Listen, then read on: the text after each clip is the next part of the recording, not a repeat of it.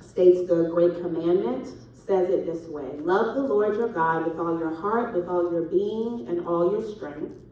These words that I am commanding you today must always be on your minds.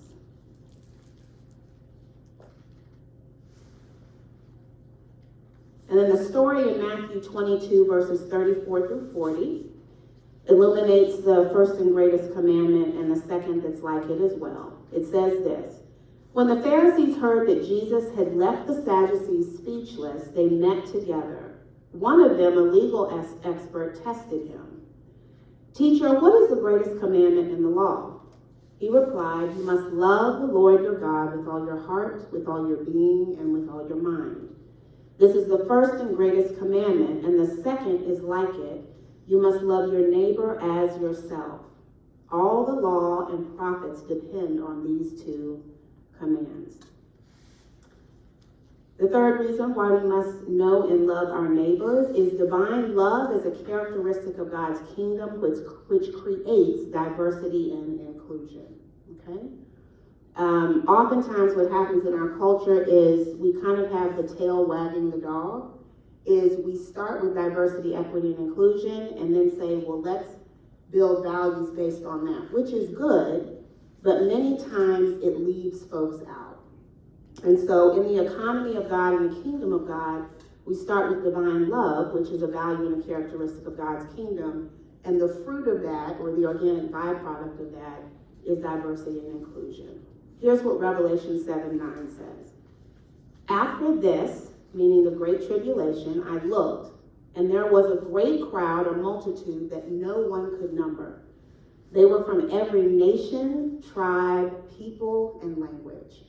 They were standing before the throne and before the Lamb. They were worshiping God. They wore white robes and held palm branches in their hands.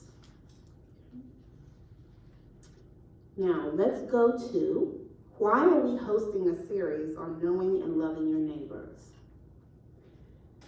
The first reason is that Christ Church is called to show hospitality. I said earlier this morning that hospitality may start with like a meal or cookies or donuts or pastries or coffee, like all the things. But really, as a disciple of Jesus, it's a mark of a true Christian. It's what sets us apart to be like Christ. And that way people know, oh, those folks are different.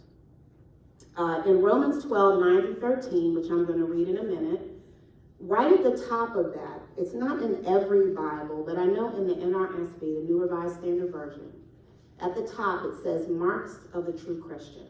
And here's what it says. Let love be genuine. Hate what is evil. Hold fast to what is good. Love one another with mutual affection. Outdo one another in showing honor. Do not lag in zeal. Be ardent in spirit. Serve the Lord. Rejoice in hope. Be patient in affliction. Persevere in prayer. Contribute to the needs of the saints. And here's the last part. Pursue hospitality to strangers.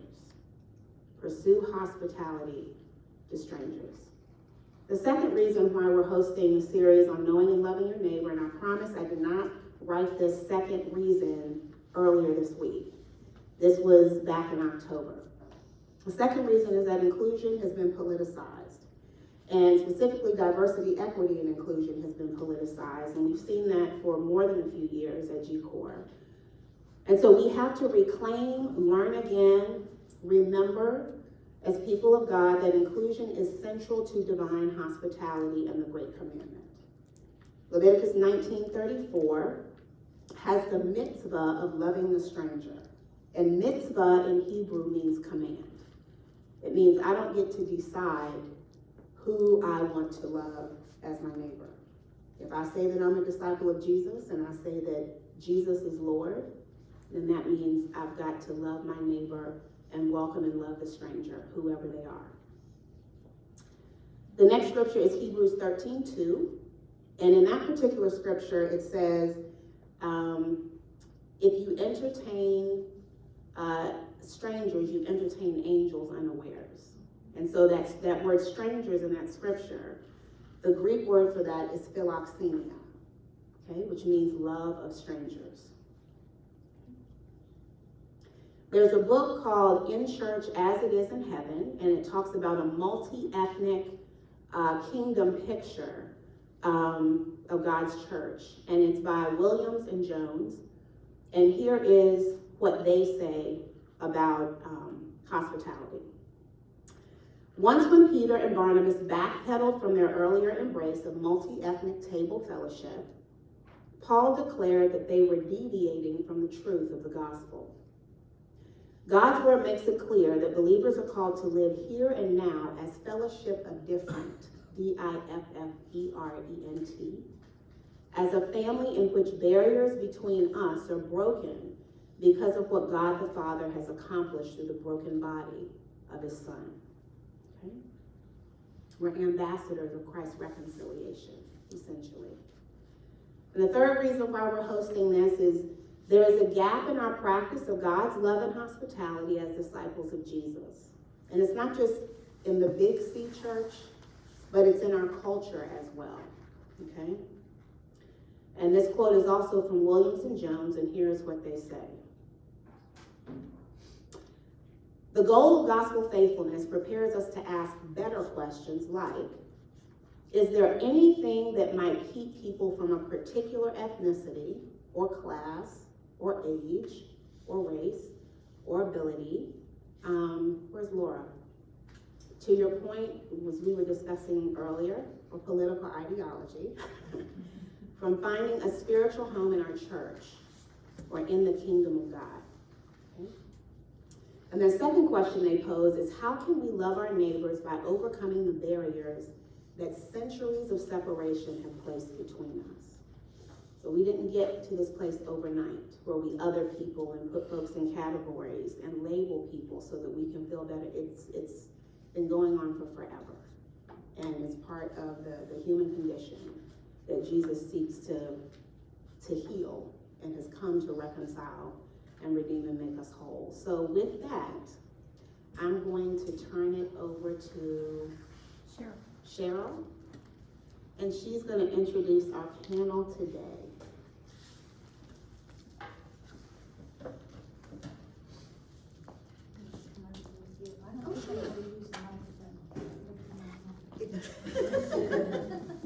I think if I just talk like this, can you all hear me? Microphone. Everyone says microphone. Okay, welcome everybody. Thank you for coming. And welcome to the Autism Society of Maryland. We really appreciate you taking the time out of your weekend to come and talk with us. I'm going to introduce Melissa Rosenberg. She is the Executive Director of Autism Society of Maryland. She has been on staff there since December 2016. She has nonprofit experience of over 25 years with grant writing and community outreach. What she does with Autism Society is she works with the Board of Directors, volunteers, and community partners to work towards to move the organization further. And she offers opportunities for meaningful employment, independent living, friendship, arts experiences, social interaction, respect, inclusion, and acceptance. Melissa received her undergraduate degree in journalism from the University of Maryland, master's degree in nonprofit management from the University of Maryland University College, and she's a 2013 graduate of Leadership Howard County. And she serves on the board of directors for a few places, Association of Community Services, Howard County, Columbia Center for Theatrical Arts, Howard County Local Children's Board, and Maryland's Autism Stakeholder Group on autism-related needs. Now here's a quote. She says, "It is an honor and a privilege to work each day with the autism community to support and uplift these amazing individuals, family members, and professionals who reside in our community." So I just want to thank Melissa and all of the panel, and we look forward to our discussion.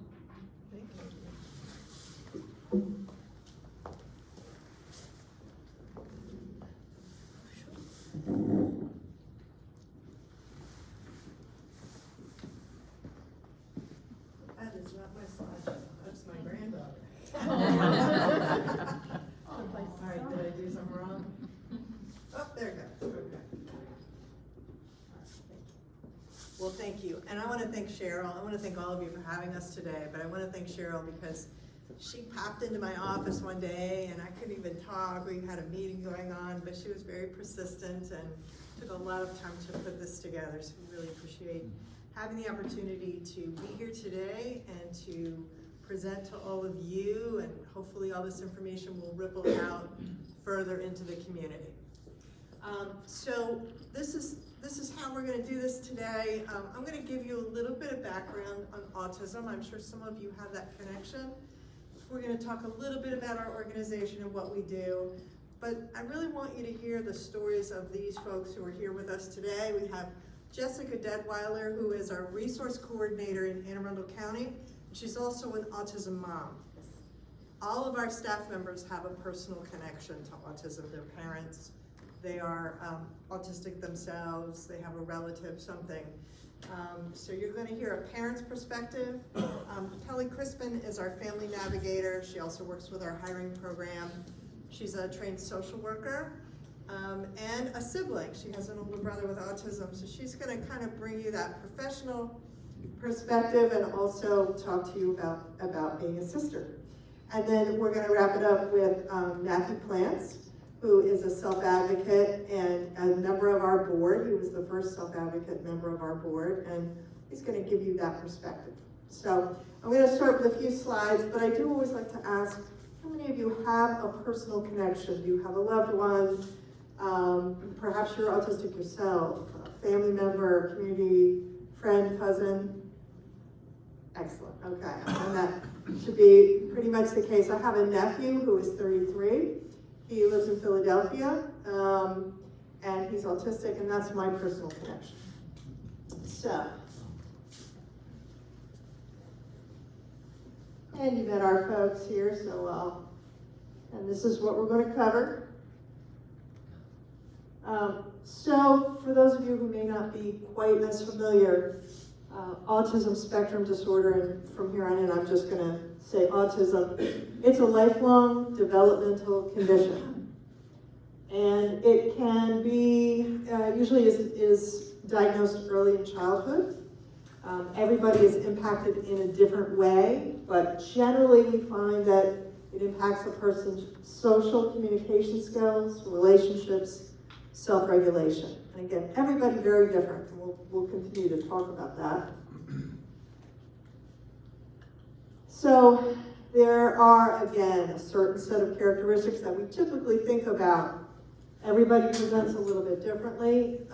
Some of our members of our community can live very independently. Others will need more supports in different ways. We used to talk about the autism spectrum as being linear. You know, you were high functioning, low functioning, you know, all those different phrases. And don't worry about the language. If you have questions, don't get hung up about that. It's safe space. But really, I love this chart, which comes out of Vanderbilt University. And I think it tells a better story. So rather than thinking about somebody being on a line somewhere, everybody's very different. So if you look up here and you see social skills. So I'm going to talk about my nephew. He's not here, he won't mind. He is extremely social. His language skills are very high.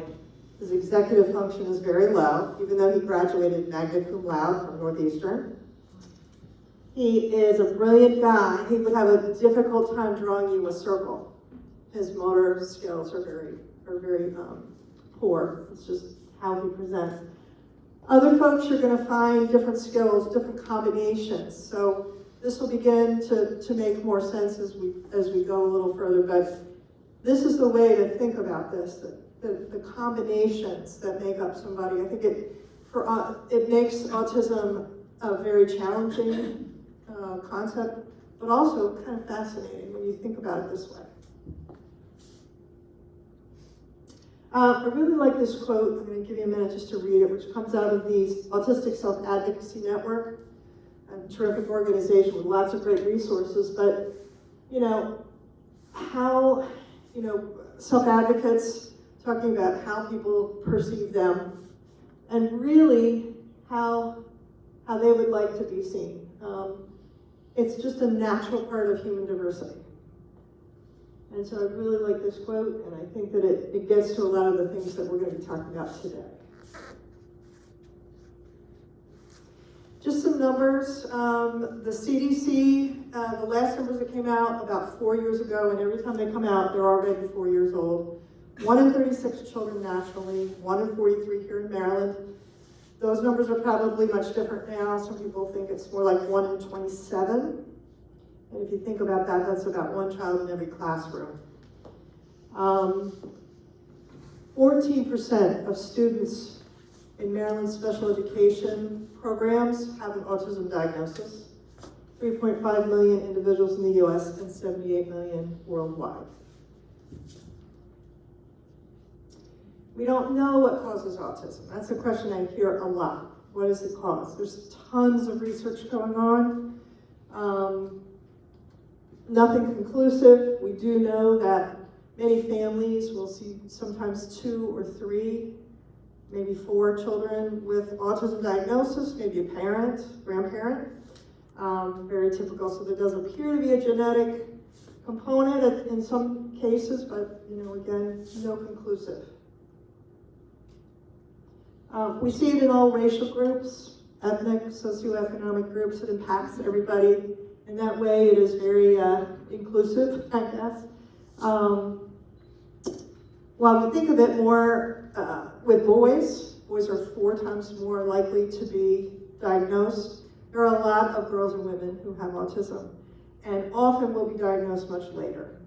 Very common that we get a phone call from a woman looking for a diagnosis, maybe in her 20s, 30s, 40s, because women present very different, just have a natural ability to communicate in a different way, and so sometimes that delays the diagnosis or it being tagged while the child's in school. It is one of the fastest growing developmental disabilities in the country. And many of our folks have comorbidity with other diagnoses. That could be ADHD, epilepsy, OCD, many other things that can go along with autism, even Down syndrome. But not always, because remember, everybody's very different. Screenings are typically done by pediatricians now at regular intervals. And the earlier a kid can get in a diagnosis, and that can be done, maybe by a pediatrician, but it may be tagged by the school system, and you can get involved and get some early therapies and interventions. I do want to talk about neurodiversity. It's a word that we use a lot, and kind of hard to wrap your mind around. It's really just a different way of thinking. And so under that, we talk about strengths versus deficits. So someone who's neurodiverse could have autism, but also ADD, ADHD. Long COVID falls under that. Mental health challenges falls under that, just a different way. And it's a significant portion, 15 to 20% of our population. And so it is something to think about, and all the gifts that somebody who's neurodiverse can bring to the workplace, to the community, to your church, to your family, but embracing that difference. And here just breaks down some of the different things under neurodiversity.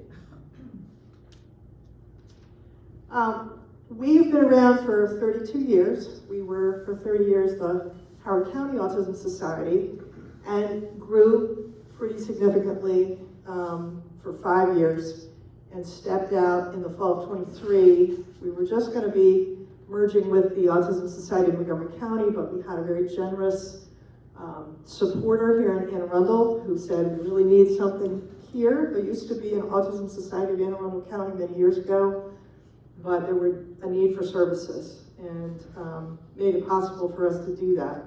So we are serving Howard, Montgomery, and Anne Arundel counties. We find that we get calls from all over the state. There's an incredible need. And the work in Anne Arundel, and you'll hear from Jessica because she's our resource coordinator here, has been really just terrific. And we find a lot of support from the government and agencies here in the county. Last year we served 15,000 individuals, and that's through a lot of different things. One-on-ones, information resources, special education, outreach events like this. We have big events where there are thousands of people. And so businesses, family members, all kinds of different folks who would come to us. And I always say that we do an awful lot for a little organization. Information and resources is really key. People call us looking for all kinds of different guidance on diagnosis, where to get a child's haircut, mental health supports, social events, activities, all kinds of different questions. We have 2 special education consultants, one in Howard, one in Anne Arundel, where you can get a free 45-minute consult if you need a little help getting your IEP together or working with the school system. Support groups in English and Spanish for caregivers. We have lots of fitness activities, yoga every week, picnics. We had an annual dinner. I'm looking at Jessica Weber forgetting trampoline parties, all kinds of things, because it's very hard often for our families to get out and feel welcome and people understanding. We had a pool party here at the North Arundel Aquatic Center a couple weeks ago for 105 people. We had a great time, and pizza, and people really enjoy that opportunity. Education on just like this, whether it's on a particular topic or just on autism in general, and then lots of advocacy, local, state, and national level. And I meant to mention that we are part of the Autism Society of America with 70 affiliates across the country. And everything's free. We don't charge. There's our website. It's going to touch on a few special initiatives. Safety is really big right now for us. Last year, 6 children in Maryland with autism wandered away and drowned. You may have heard some of this in the news, and so we're really working very hard on educating families in the community. If a child should go missing, please call 911. Let's engage our law enforcement resources, education about wandering prevention, getting some swimming lessons out there, swim instruction, but also to connect with local police departments, county police departments, and also just being aware for everybody. This is Patuxent Commons, which is a 76-unit housing development that we're building in Columbia, which took a long time, and it's very unique, and Matthew can speak to this a little later, but it's persons with disabilities, 25%, living with seniors and families, deeply affordable, 70% affordable, and so this should be completed about this time next year. Our hiring program, which Kelly's very involved in, started a couple years ago, and it serves folks who are not qualifying for, they qualify but will not receive services from the state. So if you're familiar with the term DDA, DOORS, many of them have college or college degrees, and yet they kind of struggle. And at the same time, we're supporting employers. So we're sort of making that connection, getting them employed, and this past fall, it expanded to Towson University, and we have 100 people who've gone through the program so far. These are our communication boards for non-speaking kiddos, so they can play without their assistive technology on the playground. You'll see these, I know there are some in Anne Arundel. We'd love to see more. Howard County, Montgomery County. And then our vaccine education initiative, where we encourage the community to get out and access sensory-friendly vaccines. All right, so that's just a little bit about us, very quickly. I do want to turn it over to Jessica, and she's going to talk about being a parent and resource coordinator. Yes. Do I say sure. Okay. Here, good? Sure, go ahead. Okay. Hi, my name is Jessica Detweiler. I am the mother of a young boy with autism. He is now 12. We first received his diagnosis at around 3.5 years old. And initially, as a mother, I went into overdrive of resources. So it didn't take me long to try to get all of the therapists, all of the interventions, school involved. That was my strong point. What's out there? What can we access? Now, this is almost 12 years ago, so definitely not as much as we have now. It was not until 2020, through a support group during the pandemic, we were all forced to be home, of course, where I was in a support group and the person who was running the group had a speaker come, and she was to talk to moms about wellness and taking care of ourselves. And the question presented during the group, well, how many of you guys have accepted your diagnosis or your child's diagnosis? And I'm looking like, well, what does that mean? Because I had gone into overdrive of resources and trying to get interventions, that I realized at that moment, I had stopped looking at my son for who he was, just my child, and it became the label of autism. So it was at that moment, many, many years later, that I was forced to sit. And I realized at that moment that I was mourning the experience that I thought I would have as a parent. You know, you're pregnant, you think about what your child is going to be like, the sports that they're going to play. Because he's a boy, of course, so, I want to go to a basketball game. I want to put him in this activity and that activity. And I realized at that moment that I was not looking into what was in front of me.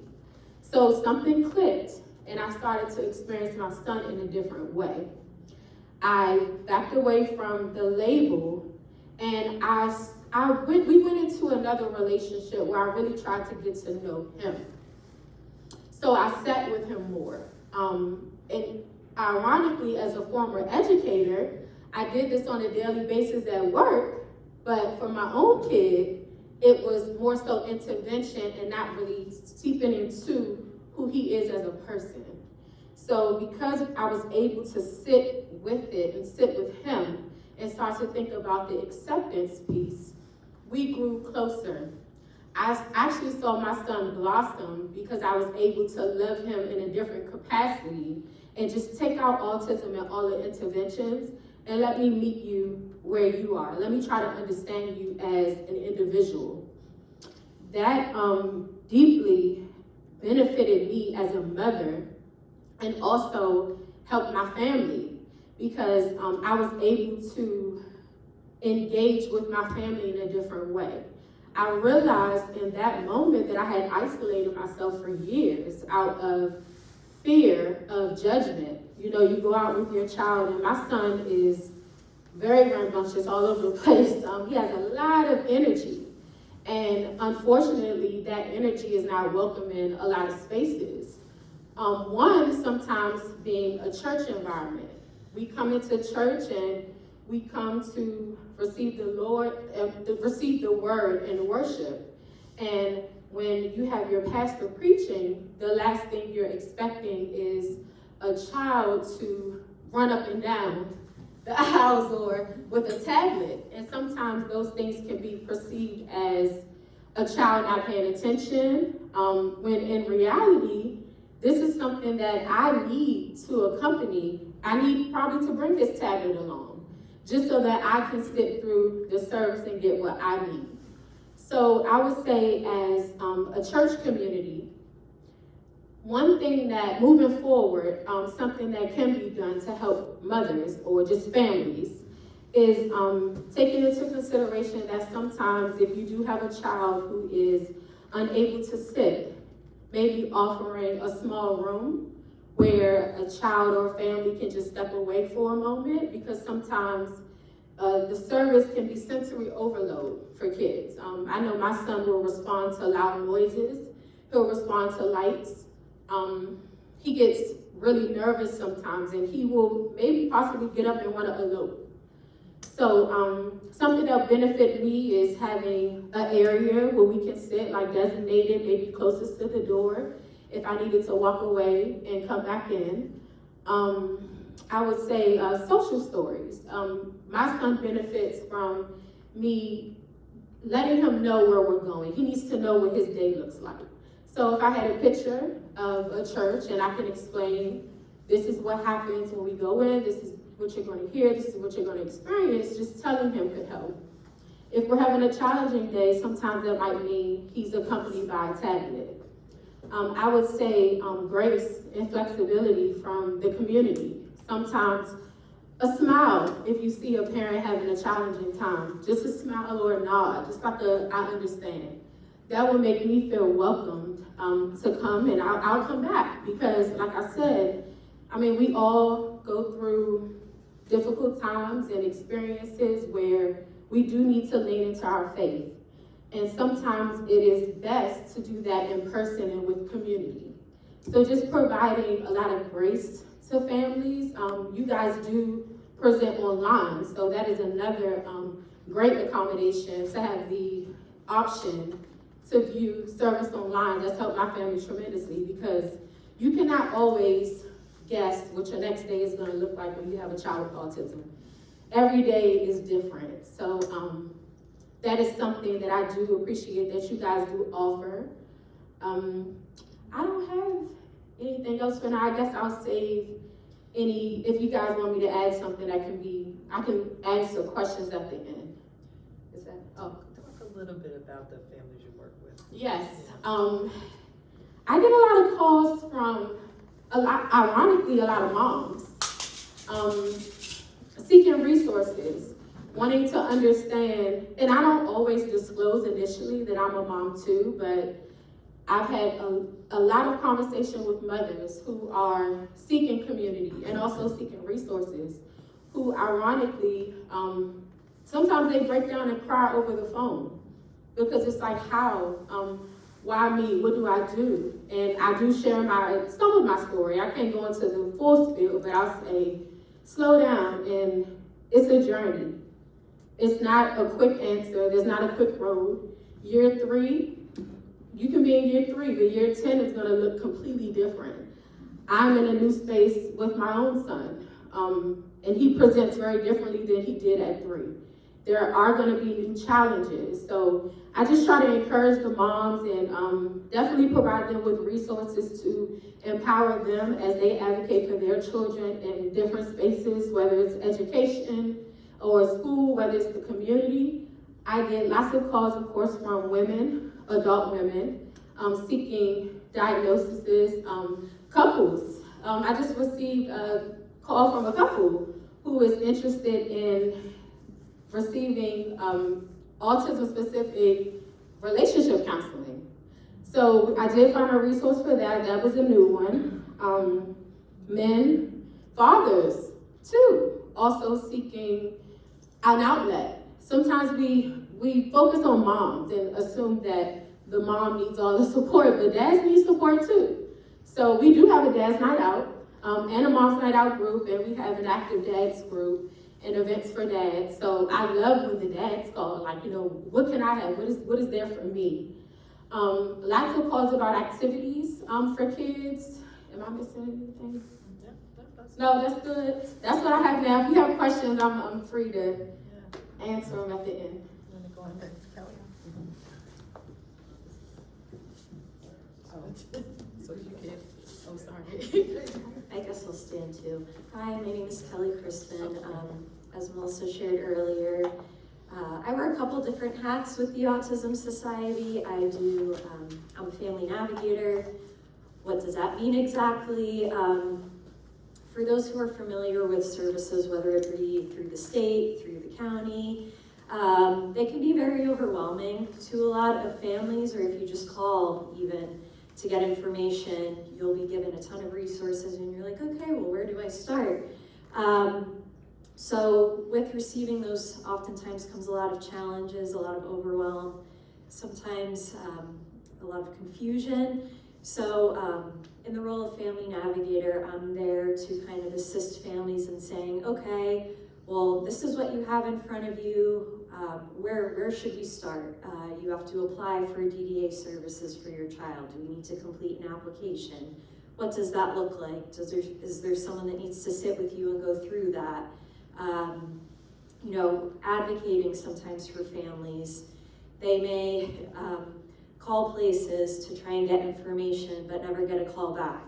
So, you know, sometimes it may take a couple phone calls or saying, hey, I have this family here, they really benefit from getting this information. So a lot of advocating comes with that role as well. And usually I get the referrals for family navigators or families that I'm helping through that from our resource coordinators like Jessica. So it's kind of, it takes a village perspective. So she may talk with someone and say, hey, I gave them all these resources, but I think, you know, they need a little bit more guidance, or they have a lot of, you know, issues presented to them. They may be facing eviction. They may be in need of food for their child. And if you have an autistic child, going into a homeless shelter or that type of environment isn't conducive. So what can we do? What are the resources we can access? Is there funding available? Can we put them in a hotel so their child is in a comfortable environment? So that's kind of the family navigator role. Melissa also mentioned I assist with our autism hiring program, which, as she shared, is for those who may be waiting for or maybe do not qualify for state assistance or support. So a lot of folks will have these great degrees, master's degrees, certifications. They've worked really hard to get these accolades, and in the hopes of getting a job that pays them well, they can get benefits, just like any of us really want for ourselves, right? We want to feel safe, we want to feel a valued part of society. So my role in that is I facilitate weekly peer group meetings where we have our group of adults that come into the program, and we talk about different topics that, you know, maybe all of us don't think about when we go to our jobs each day. So like, how do you have small talk with someone in the break room? Or, you know, I may need, if I have difficulty just hearing instructions from my boss verbally, I also need to receive them written in a written form. So assisting them to advocate for those things for themselves, so you're setting them up for success.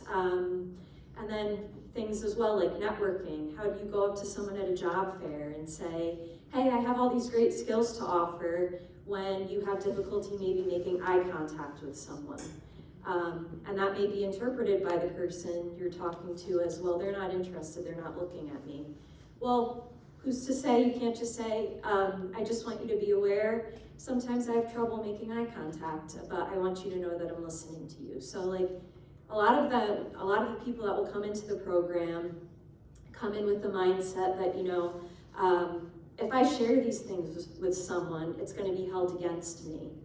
And not to say that that may apply in certain jobs, certain management, but you know, you have to be brave to make that change and be confident in what you're saying. And you know, sometimes it will be accepted if you share. So in addition to kind of working through those things, having like mock conversations, saying, okay, let's do your elevator pitch, practicing that with them so they feel confident in their skills, I think is really important and valuable.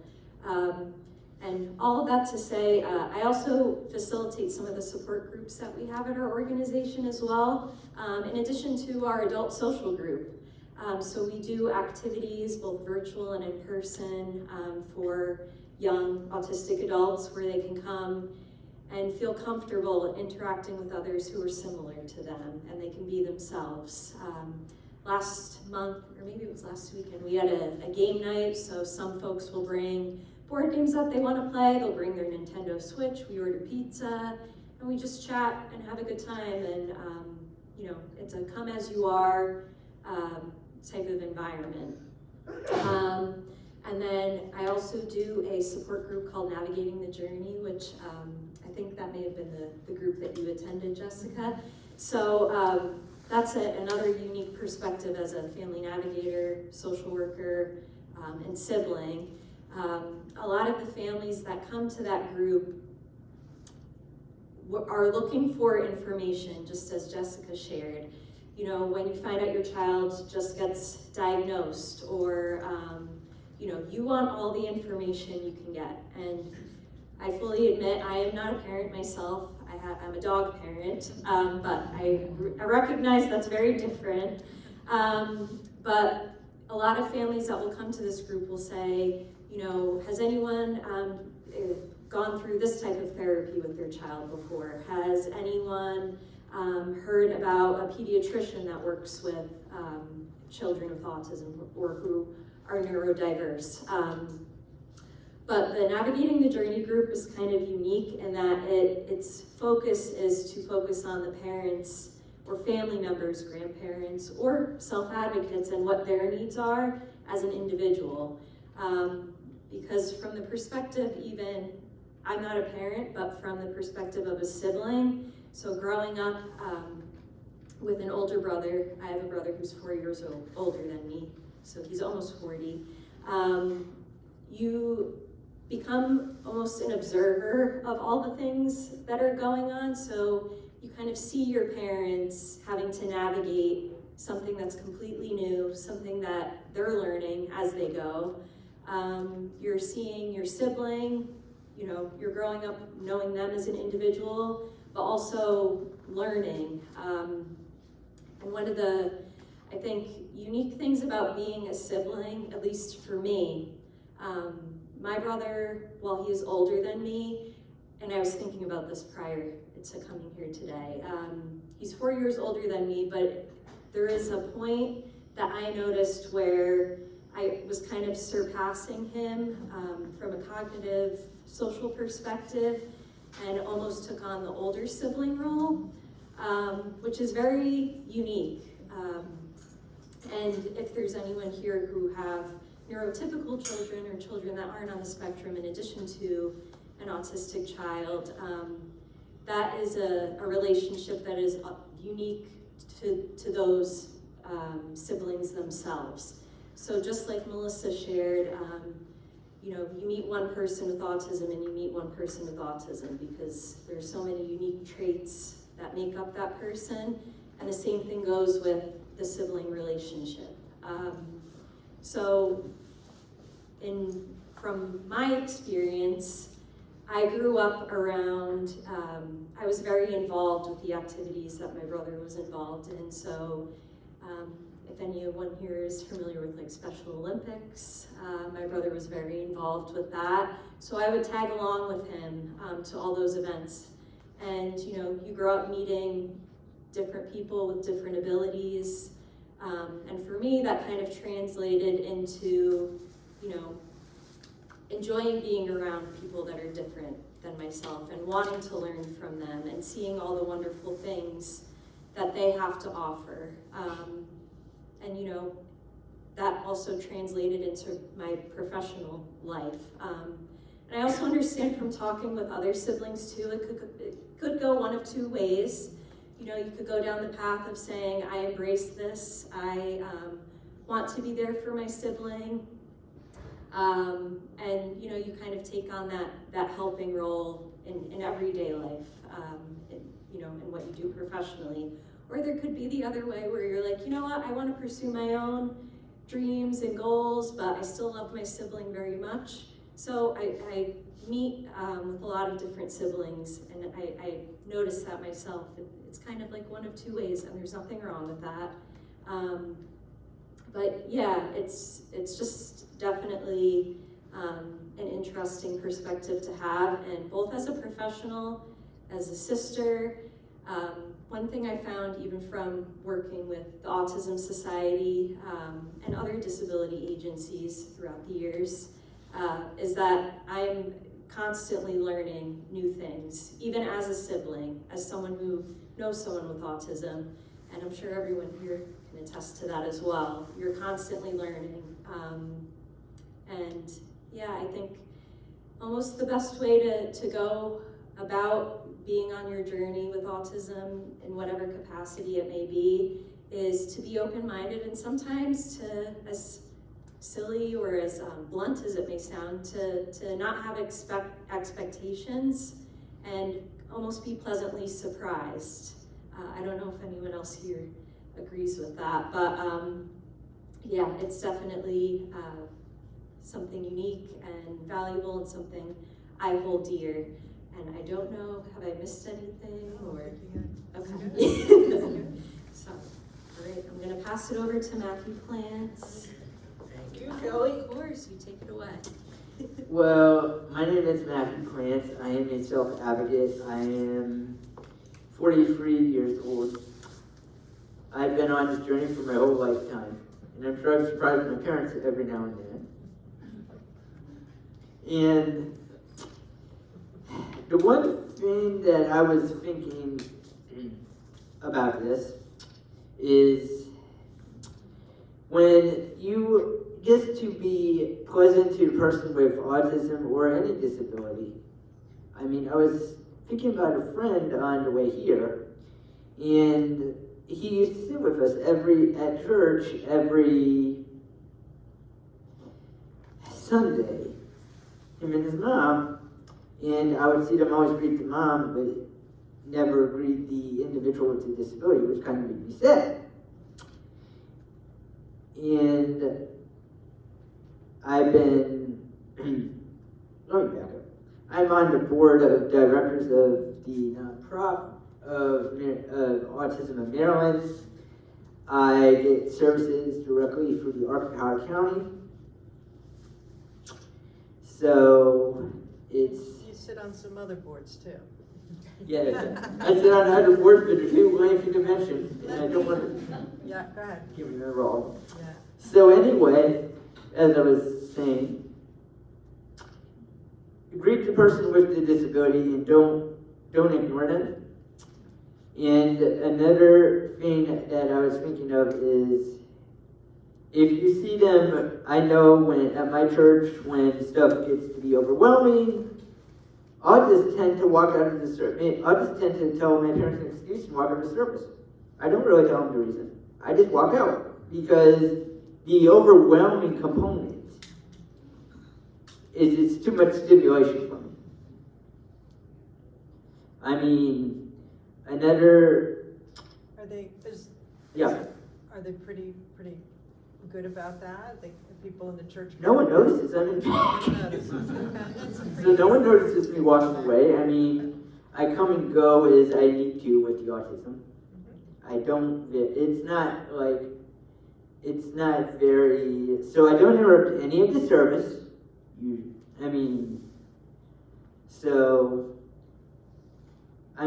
But for the most part, I'm very involved in the church in my own way. Where I need accommodation, I speak up for myself, and they basically do accommodate me. If I need accommodations, they basically will. I mean, I'm involved in several ministries. I'm involved in. And another thing that you might do is have a room just set aside, so if it gets to be too overstimulating, then the person would just be able to take just a break if they need it, because it can be overwhelming. Matthew, are there some other things you kind of would like to see your church or other churches do? The large print would help on the screens, because I'm barely able to see the screens at our church with the print. I mean, and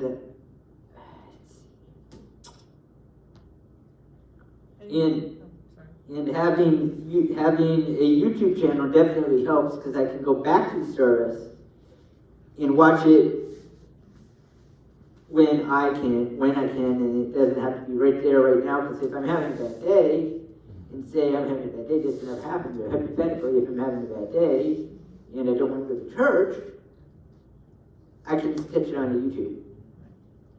And you're a pretty good advocate for yourself, I would say. Yes. I'm joking because I'm going to brag here. Go ahead.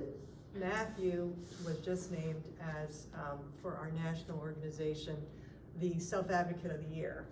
Oh, wow. And when you go down to Annapolis, and Matthew testifies before county council, the legislative session, and everybody knows him. I've told that down in Annapolis, when I tend to talk, they tend to their heads tend to turn. Yes, indeed. So, I mean, I used my personal experience with my illness. I have type 1 diabetes, which is a challenge in itself. I've used that to talk to legislators. I've talked to legislators about that. Another thing I would like my church to do is possibly, luckily the deacons are already doing this, is that if you take communion, you have a gluten-free option, and 2, you have a way of putting the juice and the bread into cups that are sealed.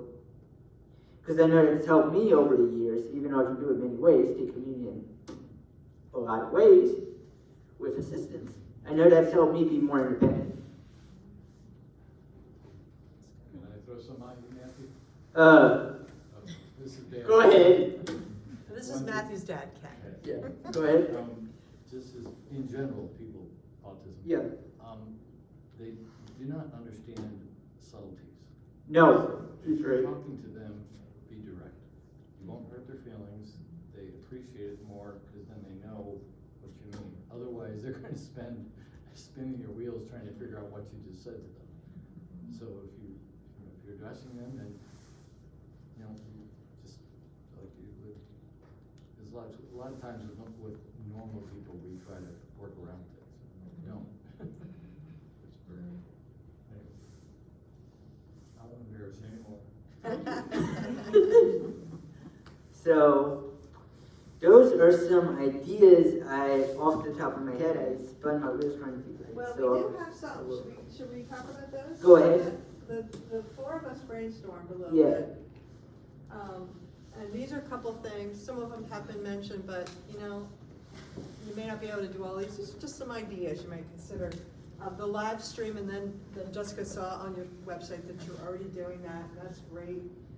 Training for staff and volunteers. So if you have somebody who's helping with the service or something, making sure that person understands what they might see and some things to do and how to be welcoming. We do training for nature centers, and the one that's there in Columbia, Robinson Nature Center, thank you. And you came with me for that. Just talking to their volunteers about autism, so they understand and have that kind of they're able to see and have some tools, to kind of work with visitors to the nature center. Creating the quiet space, which Jessica and Matt, it's not a big deal. You can create a sensory room, but you don't need to. Low lights, quiet, space, sound machine, just so that people know we have this. And you say it to everybody. Do you guys know what universal design is? Anybody know what universal design is? When you make a change for, that really is going to benefit everybody. Sorry. We talk about this a lot when we do our employment trainings. The way that you interview. Why can't everybody have the questions in advance? Wouldn't that benefit everybody? The way that you improve your onboarding and the way that you support, maybe with a mentor or something, that would benefit everybody. And that's universal design. So if you have a place where, a quiet room, that might just be a parents with a young child, may not have autism, but just need to kind of step out because it's getting a little long. So offer a special service that's sensory friendly. And we see other churches that do this, other faith groups, maybe not every week, but maybe once a month or once a quarter where it's a special service. Maybe it's shorter. Maybe there's some you know, where lights are low, sound is low, kids can move around, you know, all those kinds of differences. The Sunday school classes, are they inclusive? Are you having kids with neurodiversity in the class or other disabilities, or are you some have separate, you know, and how do you handle that? Recruiting board members with ties to the disability community, which I would guess you probably do already, and getting their input, you know, whether it's parents or people who actually have disabilities. Because I'll tell you, people are looking for places to be, places that will welcome them. And I think in terms of growing your congregation, that's a place to look. Tying inclusion to faith, and Pastor Anger mentioned some really great passages today. Creating an inclusive community day and celebrating that, whether it's in April, which is Autism Acceptance Month, or there's a disability month, every month is something, so I'm sure it would be there. Connecting families with one another and connecting adults with one another for support. Those mentorships, when you have somebody maybe who joins the congregation and might need just some support in getting to meet some people and making sure that you know, their needs are met. What kind of accommodations? Is everything going okay? Did you meet some people? Were you able to access the service, like Matthew mentioned, the large print? Providing mentorships, and which I just mentioned, sorry, volunteering employment opportunities, and making sure that people can access those. And these are just, you know, recommendations which we would mention wherever we go out and speak, and getting to know your families and individuals. You know, even when I go out and talk to lifeguards, get to know your families, ask them how you can help, you know, be welcoming, get to know their names, and understand that it's difficult for families who have a child with autism or other disability to go out and participate in a community, or for somebody who's neurodiverse to participate in a community like this. Ask how you can assist, and then follow up with that. Be sensitive to sensory needs. So while many of our folks are not sensitive and will not be impacted, some people are very sensitive to light, to sound, to taste, to smell, to touch. You know, where you would go in and hug, you might want to ask. Just listening and practicing kindness and patience. Because sometimes our folks need a little extra time to process communication or directions. It's not, you know, just like with the lack of eye contact. It's not that they're not hearing you, and it just takes a little longer to process it. And I've had people say to me, I'm not looking at you, but I do pay better attention when I'm not looking at you. So again, just that difference and understanding that, I think, can be really helpful. So, let's see, I think that's wrapping up our slides. This is our staff, and the one person who's not here today, well, we have two people who aren't. We have another resource coordinator who covers Montgomery and Howard, but I did want to mention Catalina Ramos. We have a very large Latino parent group, 200 families. It's a lot from different counties, but several from Anne Arundel County, and we do have some specialized programming here in Anne Arundel County, but she handles all of the work with our Spanish-speaking families. Our website has resources that translate into over 100 different languages, so everything's accessible. I did want to mention her. Some of our fundraising activities, so we hope you guys will take note, because like I said, everything is free. We have a great big walk that's every October. We have a bike to the beach. Anybody like to ride bikes? For many miles. Our gala, and then a golf tournament this year.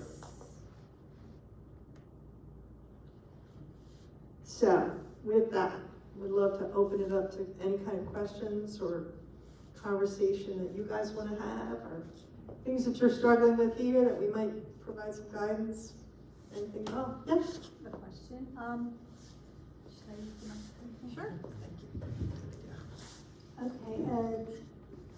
I'm wondering about the separate room, the quiet room during service.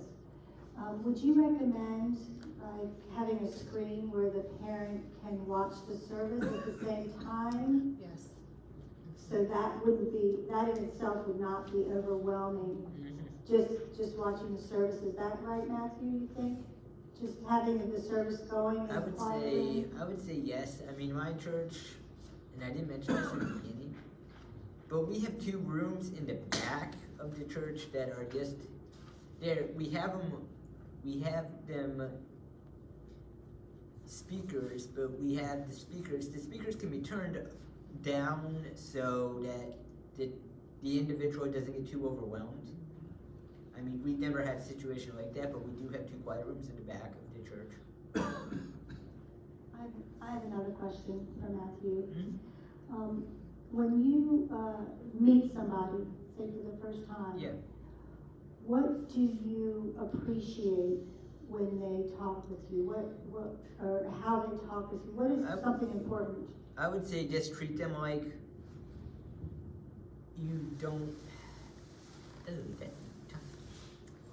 I would say treat them like, if it's not noticeable, it may be noticeable and you may notice it, but just don't treat them like you notice it. Treat them like you would anybody else.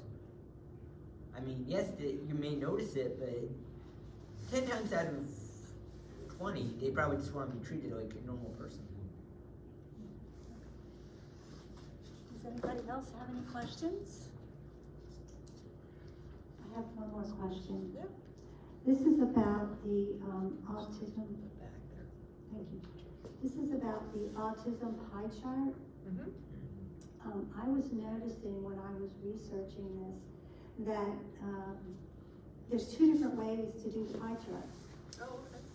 And I was just wondering what you guys think of it. There was the way where you're mapping their challenges, where the further out on the pie chart you go, the more challenge they have with that particular trait, versus the further out you go, the fewer challenges they have, they are their advantages that they have in that trait. Do you have an opinion on which way to go there? I think this chart is the same. I think we're saying the same thing. I didn't explain it well, but yes, the different shaded areas do what you're exactly saying, where some people maybe struggle more in one area, but their strengths are, you know, in another part of that pie. I mean, So I think it's the same. Sorry, Melissa. Yeah, go ahead. Interrupt. I will give you a personal example. I have very good verbal skills, very high functioning verbal skills, but yet, when it comes to like crossing a busy street, can't be done because my eyes are, I'm legally blind, their sensory, motor, all that stuff, you just can't do it. So I mean. But you're strong in communication. But I'm strong in and communication. Yeah. I'm strong in, I mean, I present very well. And I've had one problem that I always have with whatever organization I'm with is sometimes I get rated too high or too low. That's how I was in school my whole life. I was rated either too high or too low, basically. And they couldn't figure out where to put me, basically.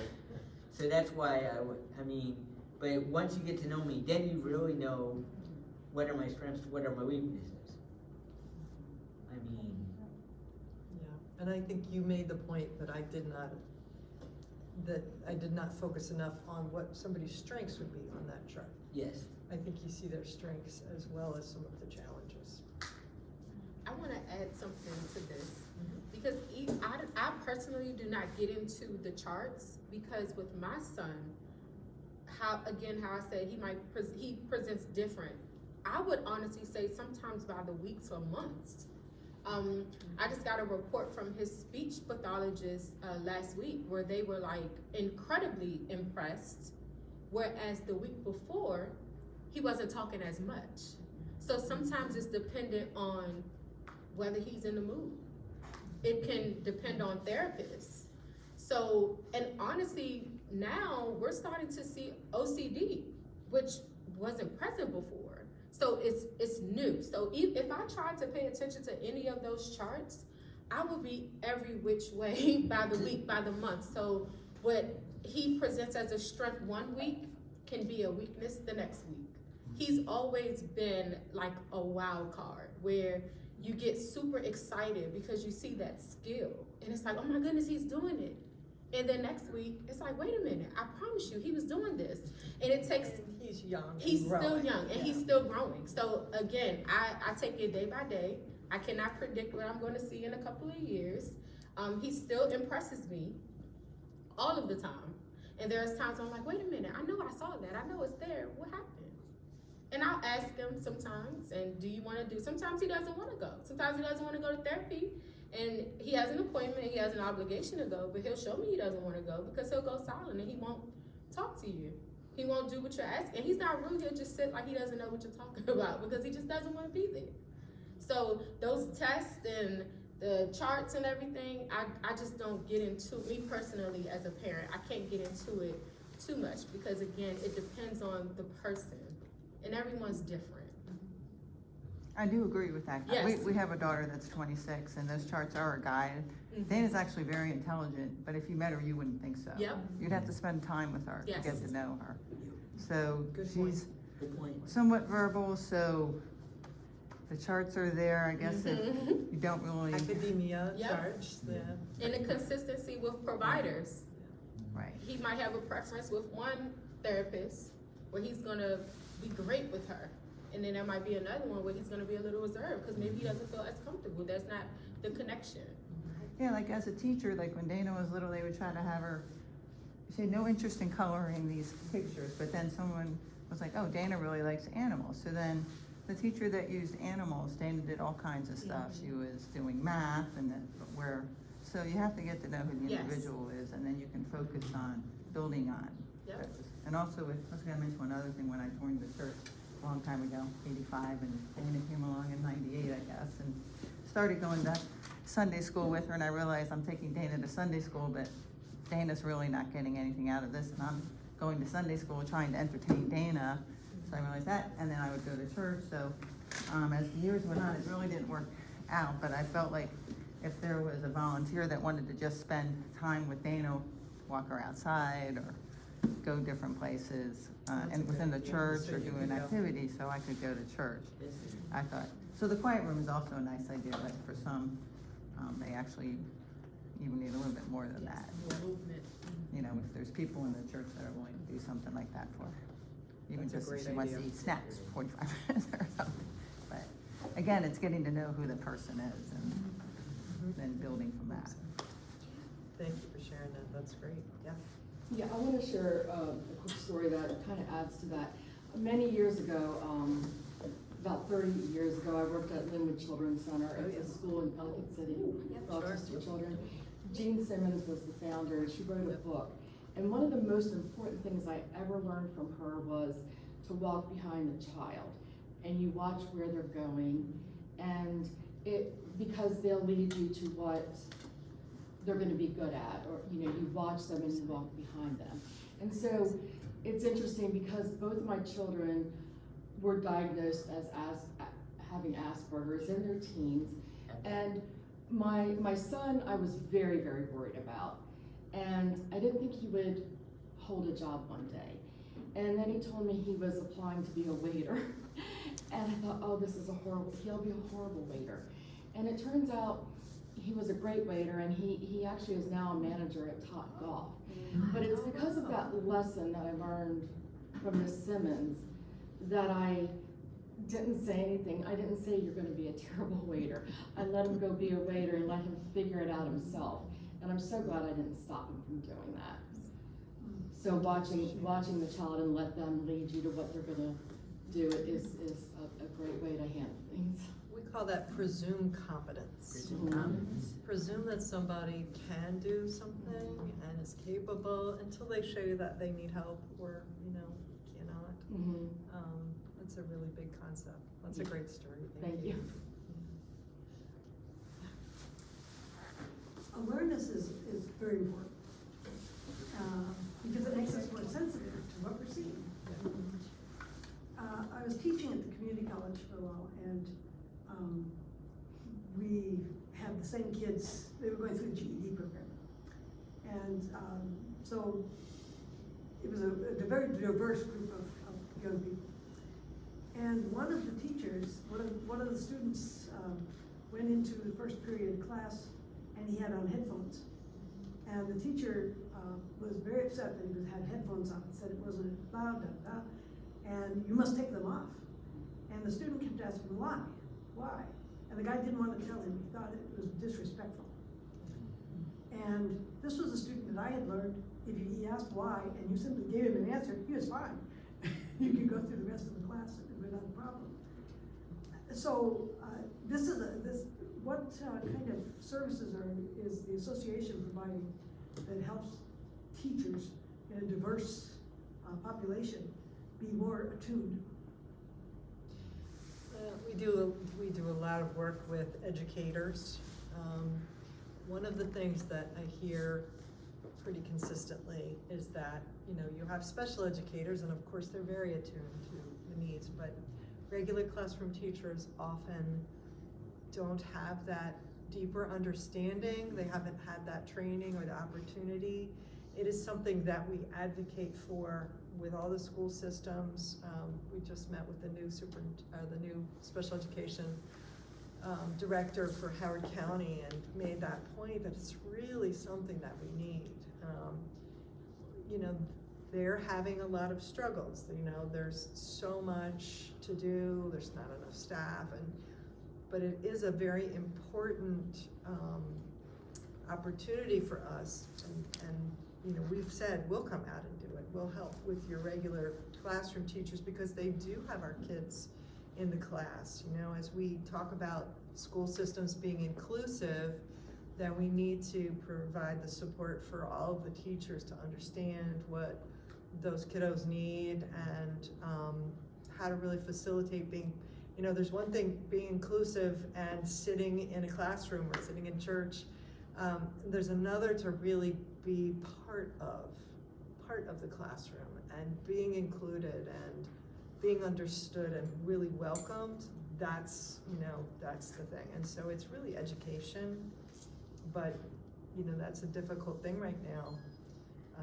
But we do continue to share that message. And to add to that, I know that also applies to a lot of the folks that go through the hiring program and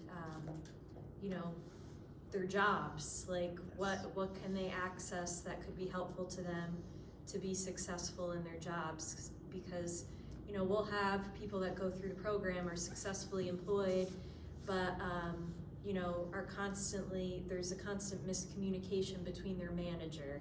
Their mindset is, it could be very straightforward, but the manager is thinking like, well, why are they asking me these questions? Or, why are they doing what they're doing? And a lot of the times, disclosure when you're applying for a job or interviewing for a job, that's up to the individual. And we always say that, and a lot of people don't always feel comfortable disclosing because I think I mentioned this earlier, but they don't want their disability to be held against them. And of course, things have come a long way from that, but there's still a lot of work that needs to be done. And also you have to have almost, and we talk about this a lot, you almost have to have someone in the workplace that's a champion or knows someone who is autistic or disabled or something like that, that can, kind of explain things in a certain way so that they understand, and then, that the manager or employer or whomever, colleague understands. But, even so, that's something my mom talks to me a lot about with my brother. He doesn't have a college degree. He works at a physical therapy office. And I know everyone with autism is different, but my brother really likes routine. And that's a common thing too with autism. You like to know what to expect. You like to have a routine, a schedule of when things happen, in advance. And right now, my mom's running into the challenge with his job coach. He's only getting scheduled 1 day a week for work. And the scheduling, and my brother lives in New Jersey, by the way. That's where I'm from originally, but he lives in New Jersey. And he's only getting scheduled 1 day a week. He is capable of working 5 days a week if he wanted to. But right now, the times that he's getting called into work vary, and he'll be called the morning of, and they'll say, oh, well, I know we needed you in at 11, but now we need you in at 2 instead. And because he's a people pleaser, he'll be like, okay, that's no problem. But then later he'll, he also has to organize transportation, and there's like a whole snowball of things to take into account. And then that translates over to my mom having to help him manage those things as well. But and then also coming with that is if he doesn't have consistent work schedule, he has too much free time on his hands, and then he gets depressed. So just taking that into account, all the things that come with, if a neurotypical person doesn't get scheduled the same time each day, we're like, okay, whatever, we're on call whenever. But for someone who's autistic, that can be very difficult. And I do think it may be because his manager knows he's autistic, but I don't know if she has an understanding of how it impacts him. Not that that's her job, but sometimes it just takes a willingness to hear out what this person experiences when they get a time change the morning of, and then have to kind of adapt to that the rest of the day or catch up with the rest of their day. Sorry, I went on a soapbox. That's all right. But I thought it applied. It does. A lot of those things are sort of interconnected. The need for us, predictable schedule, difficulty with transportation. Most of our folks don't drive. And public transportation in our areas is not the easiest. So all of those things are connected, right? How are people getting to work? How are they getting to church? How are they getting out to community gatherings, social opportunities? If they show up to work late and then their boss is like, well, why are you late? Well, I have to rely on public transportation. I don't have control over that, It's not that they don't want to be there, Right. but, from the world of actions speak louder. You need to be, we have so many people that come through the hiring program that are very responsible. So they want to do well in their job. So we have weekly peer meetings for the hiring program. If someone can't make it, we're like, just communicate that and it's okay. So they'll call me and be like, I can't make it, or I'm running late, or I'm having trouble with my computer. That's fine. You communicated it with me, and we'll go from there. So meeting someone where they're at, taking into account all those factors. You guys have had some great questions. Is there Yeah. anything else? I know we're kind of reaching the 2 o'clock mark. Anything else? Do you have any moments, any of you, that have been particularly satisfying in the work that you've been able to do? Those aha, I'm sure there are many. We all did it. Yeah, I know you did, because I know you all have them. Yeah. So would you be willing to share a moment when, either for you or for your son, or there was this moment? Okay, look, I'm a crybaby. Okay, I would say when I hear from a family, I'll share a really special one. Last year, when we first expanded to Anne Arundel County, of course, I'm getting a ton of calls. I remember a family in particular who was struggling within the school system, and I made some recommendations for some resources, and she came back to one of our events. I hadn't seen her in some time. I hadn't heard about her. I had heard from her, which is unusual, because what I love is when I do connect with the family, especially in Anne Arundel County, they stay with us. They come back to our events, they'll call in, we'll check in, but I hadn't heard from her family in a while. And it had been over a year, and I'm at an event, and I see this woman, I said, I know that face. So she lights up when she sees me, and she says, Jessica. And I said, I know you look familiar. And she said, I have to tell you, you helped me so much. I went this place, that place. My baby's talking, and we're crying together. Her child is now verbal, and he's doing so well. And she said, do you remember where we were? And I said, I remember, I'm so happy for you. And just with that interaction, she wants to come. I know, well, what I didn't mention, I know we said we have like mom's night out, but we're actually gonna start a mom's group in Anne Arundel, which will be like a brunch. So that will be another opportunity for her and I to meet. So I begged her, like, come back out, because she wants to share her story with other moms. When you're in the midst of your diagnosis, it feels like it's very overwhelming. You can't get the answers. It's just a struggle to even navigate an IEP, a 20+ page IEP sometimes. So to have her come back and actually meet a family who took advantage of the resources and kept going and didn't stop, just to see the success and hear about the success of her kids, and to see her face light up, and she heard "I love you" from her child. And you know, that's something that we don't think about when we hear about our babies being nonverbal. Some moms just want to hear "mommy" or "I love you." So now she hears that, and he's just running around. And it was just that is a moment for me where I feel like my work is deep rooted and it's worth it. I'm really connected to those type of stories when I see them blossom. Mm-hmm. Thank you.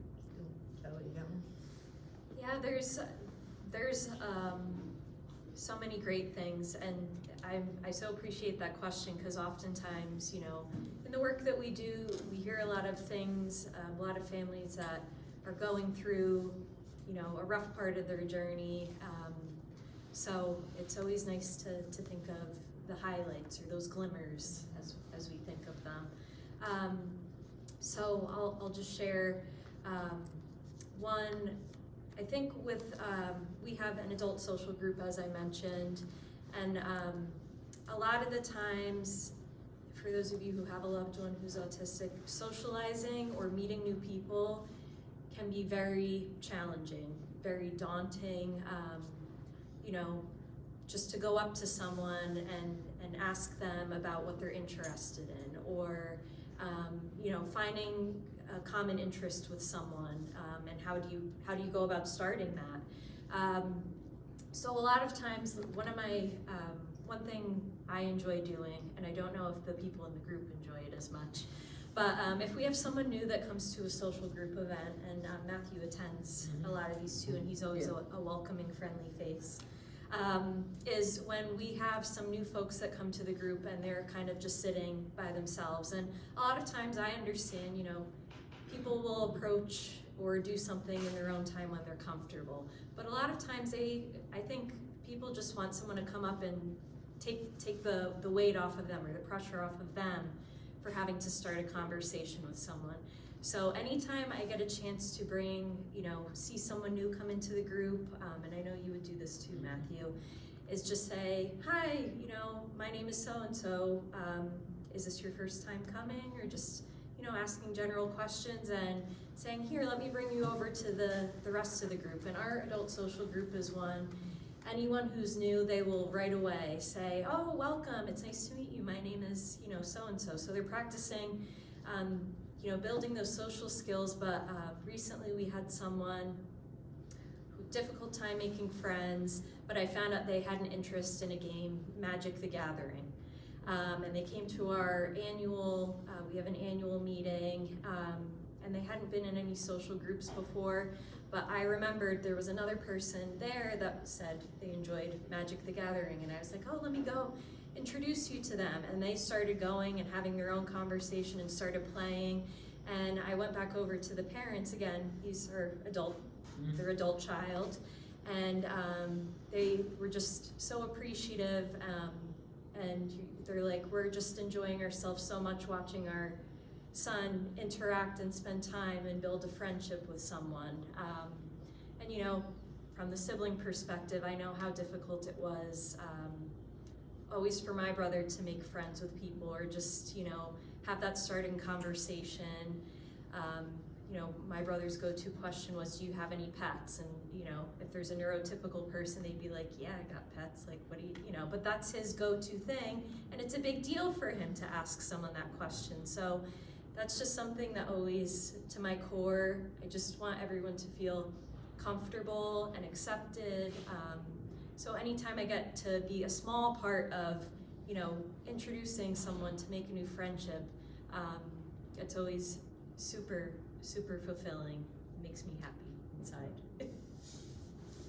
I would say the part that gives me the most joy is when I get to direct a person to somebody who can help them. Yep. And you do that a lot. That's true. Great question, thank you. All that. Yeah. Thank you all so much. Really appreciated being here. Yes, and we want to thank you. Thank you. We really appreciate you taking the time and sharing your personal stories. That's very meaningful. Thank you for bringing us. Yes, thank you. Absolutely. And I just want to remind you, there's a thing back there of different Yep. literature that you can have a look at. So please take a look at that. They brought it and take what you want, right? Right, visit our website, and if we can help you, Jessica's car's back there too. I have some too. Oh, okay. Happy to connect you. Thank you. Thank you. Thank you.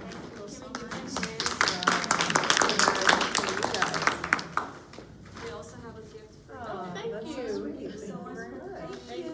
So appreciate that. Thank you. Very kind. Thank you so much. Oh, very nice. Thank you. All right, great. Look, we're hang around a little bit if there's anything else to really talk about. Thank you. Good, thank you. You're doing well. Good.